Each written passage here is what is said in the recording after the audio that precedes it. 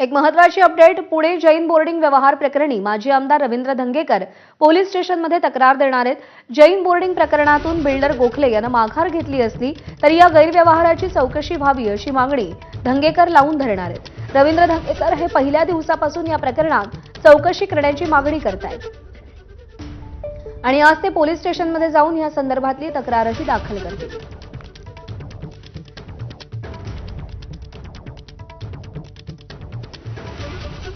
आपल्यासोबत रवींद्र धंगेकर आहेत.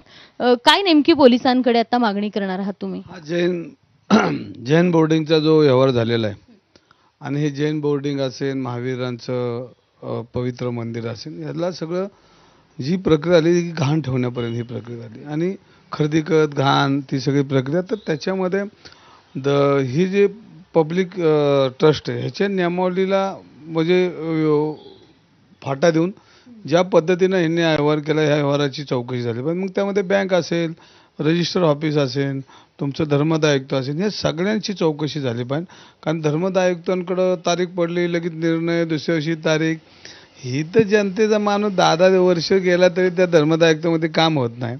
ह्यांचं टेंडर झालं, सगळं झालं, ह्याच्यामध्ये मग टेंडर माघारी आला तर रद्दचा व्यवहार झाला, हे पैसे गोठवले. चाललंय काय? ही आहे का नाही इथं न्यायालय आहे का नाही, कायदा आहे का नाही, कायद्याची एवढी वाकवायचं ह्या सगळ्या प्रकरणात. ह्याची चौकशीसाठी मी आज पत्र देणार आहे माननीय चतुरशिंगे पोलीस स्टेशनच्या अधिकाऱ्यांना. त्यानंतर न झालं तर एक 7 दिवसांनी मी माननीय आमचे जे पोलीस आयुक्त आहेत त्यांना देणार आहे आणि त्यांनी नाही मला त्यात दिसलं नाही तर तिथून पुढे आपल्या न्यायालयाची प्रक्रिया चालू करणार आहे. आता नेमकी रीतसर कोणाच्या नावानं तक्रार तुम्ही करणार आहात की बोर्डिंगच्या संदर्भात सखोल चौकशी व्हावी अशी तक्रार?